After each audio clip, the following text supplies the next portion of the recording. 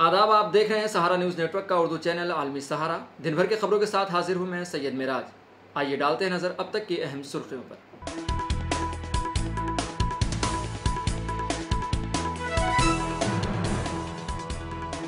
Supreme court की फटकार के बाद पतंजलि पर कार्रवाई। उत्तराखंड हुकूमत ने भी पतंजलि की 14 मसनूआत पर लगाई पाबंदी। दिल्ली कांग्रेस के नए सदर का ऐलान, देवेंद्र यादव बने अबूरी सदर। गुजरात पुलिस ने मुबैना वीडियो एडिटिंग के मामले में 2 लोगों को किया गिरफ्तार। वजीर दाखिला की वीडियो एडिट का है मामला। नई दिल्ली लोकसभा हलके में बीजेपी उम्मीदवार ने दाखिल किया पर्चा। बांसुरी स्वराज ने दाखिल किया पर्चा नामजदगी। फिलिस्तीन की हिमायत में एहतजाजी मुजाहरे जारी। कोलंबिया यूनिवर्सिटी फिलिस्तीन के हामी तलबा कारकुनों को कर रहा है मुअत्तल।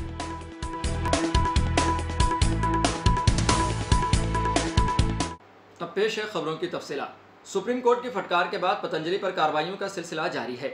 उत्तराखंड हुकूमत ने भी पतंजलि की मसनूआत पर पाबंदी लगा दी है। उत्तराखंड ड्रग कंट्रोल डिपार्टमेंट की लाइसेंसिंग अथॉरिटी ने पतंजलि की 14 मसनूआत पर पाबंदी लगाई है। ये देविया फार्मेसी कंपनी है जिसके 14 प्रोडक्ट्स पर पाबंदी लगाई गई है। देविया फार्मेसी के उन प्रोडक्ट्स पर भी गुमराहकुन इश्तिहारात के मामले में पाबंदी लगा दी गई है।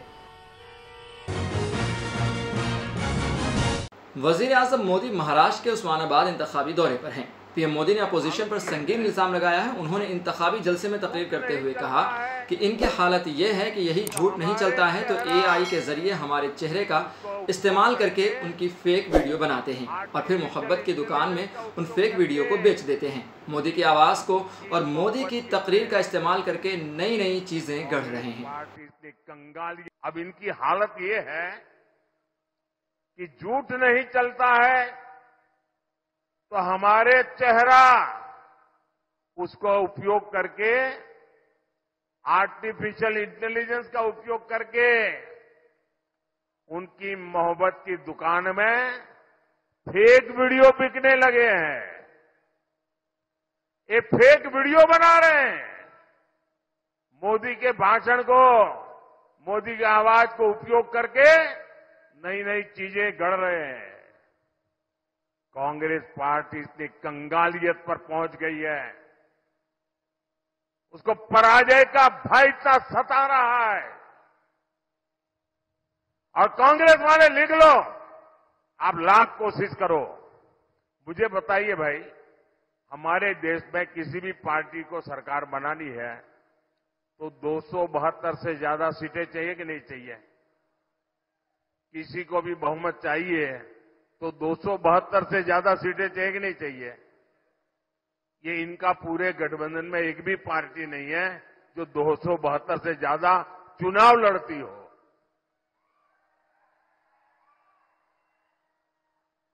जिनका चुनाव में लड़ने के लिए जगह नहीं है, वो देश पे कब्जा जमाने के सपने देख रहे हैं।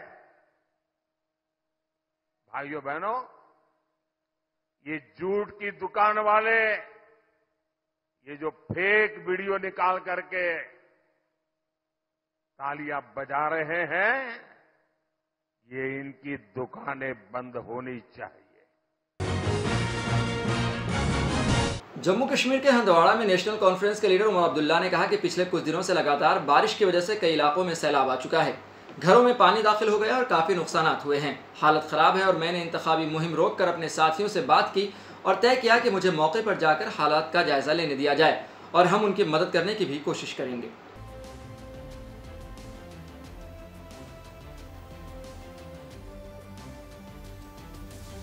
बारिशों की वजह से काफ़ी इलाकों में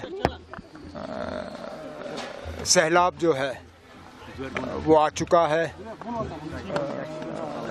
बांध जो हैं उनके ऊपर से पानी आया है और कल से खबरें आ रही थी कि काफ़ी जगहों में मकानों में जो है पानी घुस गया है और लोगों को काफ़ी नुकसान हुआ है। ये देखते हुए कि हालत जो है काफ़ी इलाकों में ख़राब है, मैंने अपना कैंपेन जो है वो रोक के फ़ौरन अपने साथियों से बात की और तय किया कि मुझे मौके पे आके हालात का जो है जायज़ा लेना चाहिए और सुबह से इसी कोशिश में लगा हूँ कि जहाँ जहाँ इस सैलाब से लोगों को नुकसान हुआ है, एक तो खुद हाल देखूं और उसके बाद जहाँ जहाँ लोगों की हम मदद कर सकेंगे इनकी मदद करने की कोशिश करेंगे। नई दिल्ली लोकसभा हलके से बीजेपी के उम्मीदवार बांसुरी स्वराज ने पर्चा नामजदगी दाखिल कर दिया है।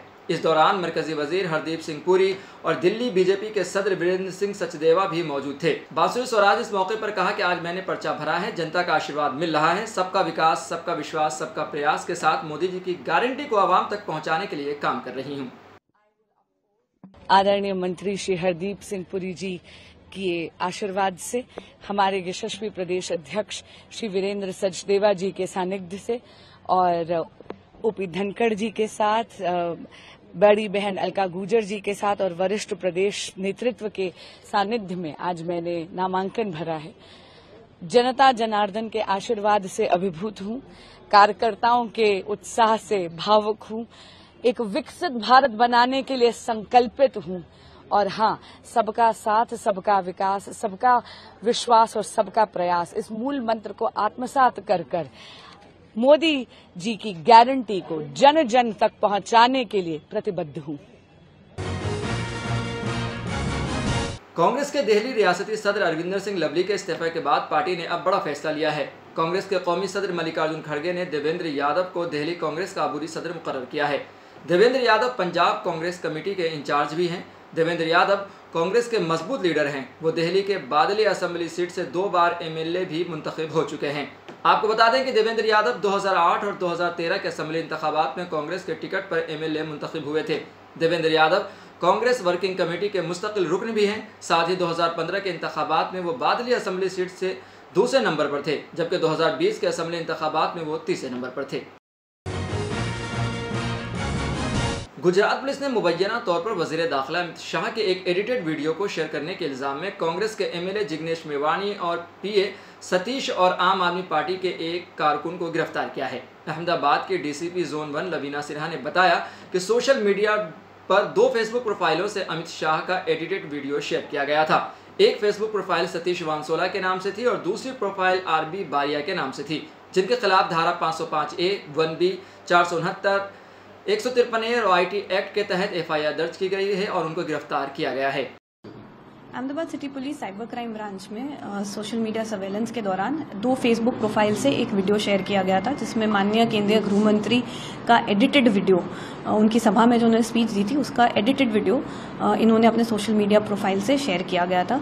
इसको ज़्यादा इन्वेस्टिगेट करते हुए इसमें फिर हमने एक FIR नोंधी है, जिसमें सेक्शन 505A, 1B, 469, 153A और IT एक्ट के हेठड़ ये गुना नोंधा है। उसमें मुख्य 2 आरोपी हैं, जिनकी 2 फेसबुक प्रोफाइल्स थी। एक फेसबुक प्रोफाइल सतीश भाई वनसोला के नाम से थी और दूसरी फेसबुक प्रोफाइल आरबी बारिया के नाम से थी। ये 2 मुख्य आरोपी हैं और उनकी हमने कल अरेस्ट किया है और आगे की जांच कर रहे हैं।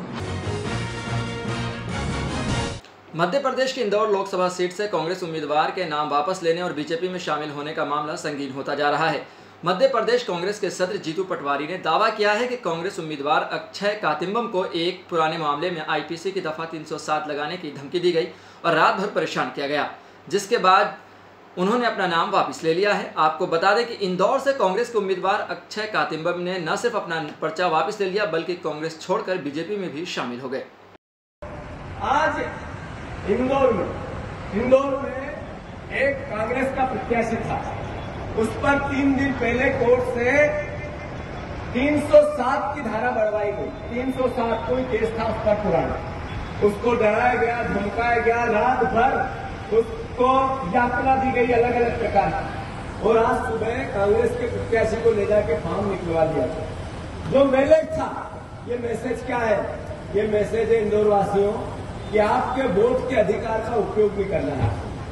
मैं प्रार्थना करता हूं पूरे प्रदेश की जनता से, मैं प्रार्थना करता हूं पूरे देश की और खासकर इंदौर की जनता से कि लोकतंत्र में आपको बिलीव है, विश्वास है, तो फिर इस तानाशाही के अगेंस्ट पूरे देश को, प्रदेश को खड़ा होना पड़ेगा। अब ये कांग्रेस बीजेपी का विषय है ही नहीं। जो परिवार का साथी ये सोचता है कि मुझे वोट देकर मेरी सरकार चुननी है, मेरा जनप्रतिनिधि चुनना है। मुझे आगे भी मेरे देश में लोकतंत्र को जिंदा रखना है, मेरा आरक्षण मजबूत रखना है। उत्तर प्रदेश की एटा जेल में साजिद नाम के सजा याफ्ता कैदी की लाश पंखे से लटकी पाई गई है। साजिद की लाश गमछे से फंदा लगाकर फंगे से लटकी हुई मिली। कैदी को दफा 376 में 10 साल और पॉक्सो एक्ट में 20 साल की सजा मिली थी। पोस्टमार्टम कराया गया है, मामले की जांच की जा रही है। देखिए, एक सिद्धदोष बंदी साजिद सनोफ शेरवानी निवासी हिंदू नगर, वो जो है कारागार में निरुद्ध है और 376 में 10 वर्ष की सजा और पॉक्सो एक्ट में 20 वर्ष की सजा और 2021 में जो है उसको सजा हुई है, तो जेल में निरुद्ध है तब से। तो आज जेल लॉक इन के समय जो जेल की पाठशाला होती है उसमें जो पंखे से अपना जो गमछा होता है उसको उससे जो है लटके हुए पाए गए।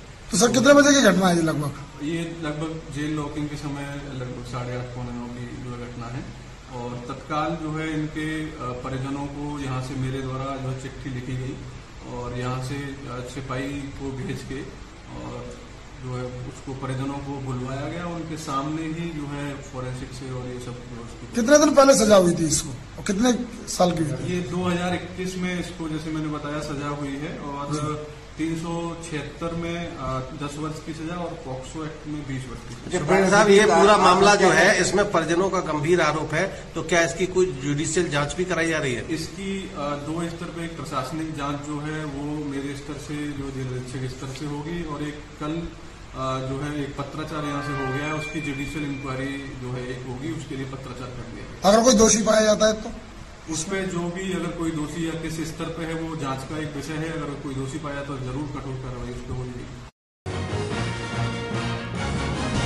साबिक मरकजी वजीर और बीजेपी लीडर वी श्रीनिवास प्रसाद का तवील अदालत के बाद पीर के रोज इंतकाल हो गया। इस गम में कर्नाटक हुकूमत ने आज यानी मंगल के रोज मैसूर व चामराजनगर में छुट्टी का ऐलान किया है, यानी सरकारी दफातर में आज छुट्टी है और आज ही श्रीनिवास प्रसाद की आखिरी रसूमात भी अदा की जाएंगी। फिलिस्तीन की हिमायत में कोलंबिया यूनिवर्सिटी में एहतजाजी मुजाहरे जारी हैं, लेकिन अब उसका खमियाजा उन तलबा को बर्दाश्त करना पड़ रहा है जो फिलिस्तीन की हिमायत में मुजाहरे कर रहे हैं। कोलंबिया यूनिवर्सिटी ने फिलिस्तीन के हामी तलबा कारकुनों को मुअत्तल करना शुरू कर दिया है, जिन्होंने अपने न्यूयॉर्क सिटी कैंपस में खेमे को हटाने से इनकार कर दिया है, क्योंकि तलबा और मुंतज़िमीन और तालीमी रहनुमाओं के दरमियान मुज़ाकरात नाकाम हो गए थे।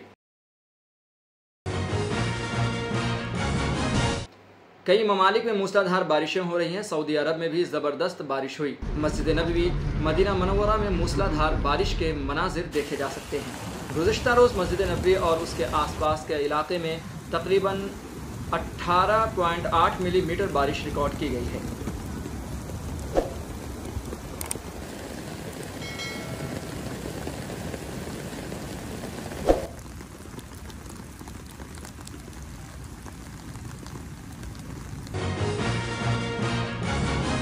फिलहाल खबरनामे में इतना ही। हमें दीजिए इजाज़त और ताज़ा तरीन खबरों के लिए देखते रहें आलमी सहारा।